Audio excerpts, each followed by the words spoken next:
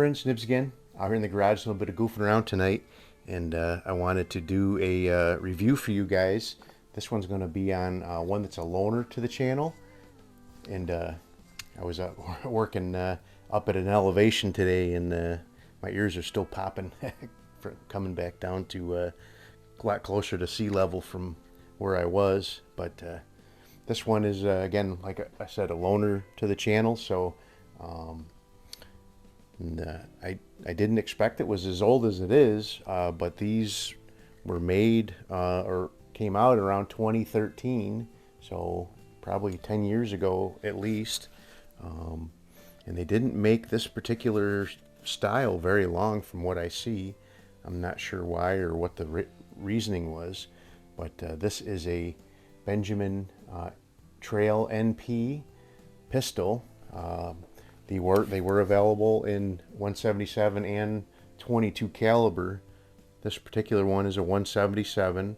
It's a model BBP77, and if you look that up, at least on the Crosman website, it says that they were only made in 2013, which I find hard to believe, but I know that they've had a Benjamin Trail nitro piston available since right along then. But one thing I did find out by doing some research was, and found it kind of shocking too, was this was the first production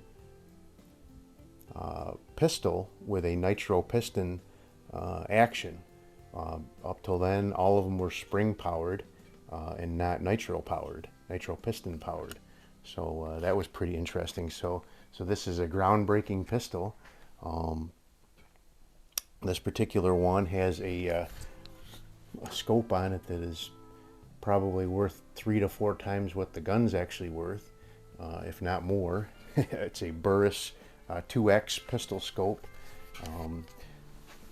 It is a little difficult for me to steady this thing. I'm just not used to shooting magnified optics on a pistol. I've tried it a few times in my own stuff, and I just never really got the hang of it, but I'm not going to change anything, and we're going to go ahead and shoot some groups with it. It isn't actually a very, very accurate gun when I do my part. One thing that the owner did complain about on this, and it was, and I actually was able to resolve it, was he said that the trigger was pretty nasty, pretty heavy, very creepy. He had like 3/4 of an inch of over travel before you ever got to where the wall was for it to break over. And what I actually found was down in here behind the trigger blade, there is supposed to be an over travel adjustment screw, and that was completely gone. So I found one in my little bin of screws and parts and stuff, and found one that would fit in there and work, and I put it in there, and what a difference it made right off the bat. And it went from 3/4 of an inch of travel and probably in 7 or 8 pound trigger down to around a 6 pound trigger. And I've got a picture of the before. I didn't do a before I did anything, but I did a before I did any more adjustments, and I ended up with, it's like 6 pounds 2.5 ounces. I wish I did a before, because it was really bad before I put that screw in there. And then I tore it down a little bit farther, and the springs in there were really heavy, and I was able to do just a little bit of over compressing the springs and take a little bit of the tension off them, and got it down to a really nice and manageable, was it 3 pounds 6.4 ounces. Got some notes down here so I can remember what I'm wanting to say to you guys. But this is a really cool gun. It looks like a handful, but it's actually balanced pretty nicely. So all the weight is back here over top of your hand. Not very much weight out here in the front. This is actually just a cocking shoe that goes over, so you can give you a little bit of aid in cocking it.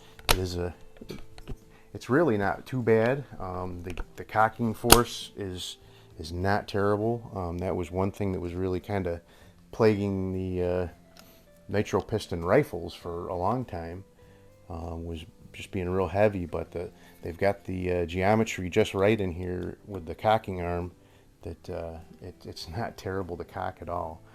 You don't want to give it to probably a 12-year-old or anything, but it's not bad for an adult to do at all, and it's a very powerful gun. I've seen some information online that said it was a plus 600 foot plus gun with light pellets, and I did a chrono test with my 7 grain pellets, and I ended up with an average of about a 572 with a really nice, for a Springer, a really nice spread of only like 16 feet per second. So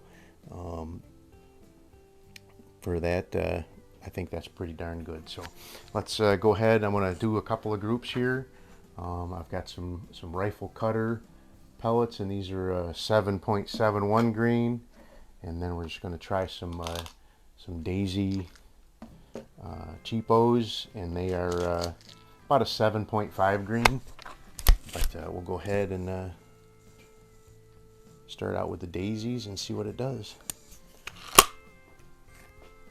It's, like I said, it's tough for me. Just the bobble and looking through the magnified scope is kind of tough. All right, down at the 7 o'clock position there, but it's just me bobbling around. But probably should try it off a rest and see what it does. But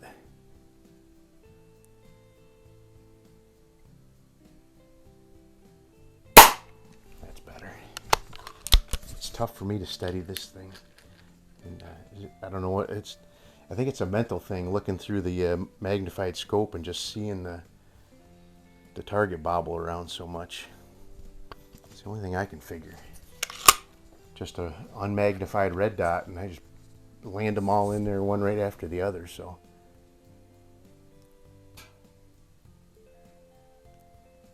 my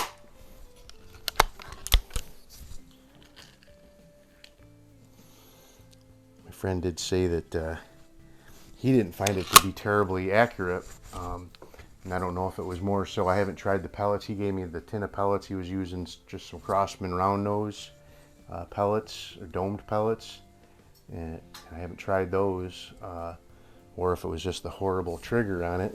But now that I've got the trigger sorted out on it, it really seems to be doing a lot better.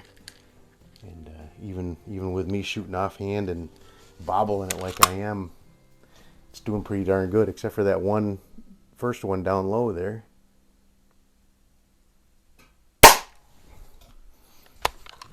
Can't complain about that.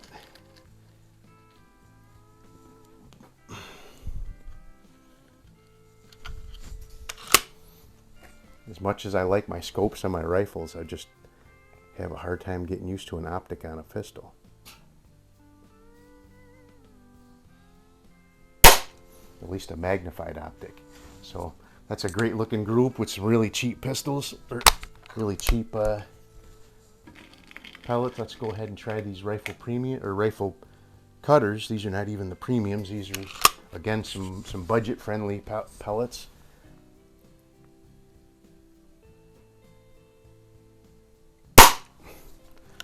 This gun is just not pellet picky at all, from what I've been seeing.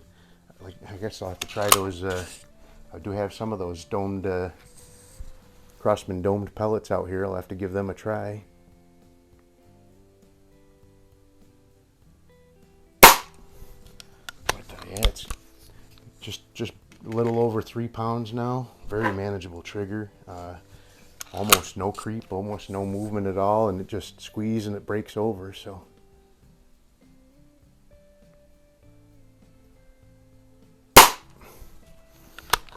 seems like it really likes these rifle cutters.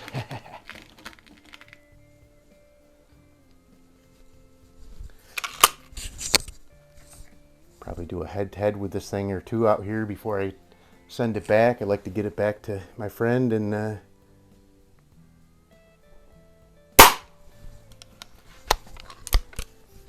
if I turn them around quick enough, other people will be wanting to bring in stuff for me. They get a reputation of taking care of stuff and getting it back as quick as possible. Look at that group. just tearing the hole right out there. So anyway, there you go. There is my my review on the Benjamin Trail NP. And I may have to look around and see if I can find me one of these. I'm not sure how this compares to the, so now they have the NP2, same company, Benjamin Trail NP2, and I'm not sure how this would compare to that, but I'm really impressed with this product. So I think I might look around for one of these older ones. You guys know I like my vintage and legacy stuff, so, but we'll get one and try it with the open sights and maybe stick a red dot on it, on the one that I get. But anyway, there you go. Hope you liked the video. Forgot to mention, wanted to say thank you for Splatterburst sending over the targets we use for today's video. Till next time, have a great day.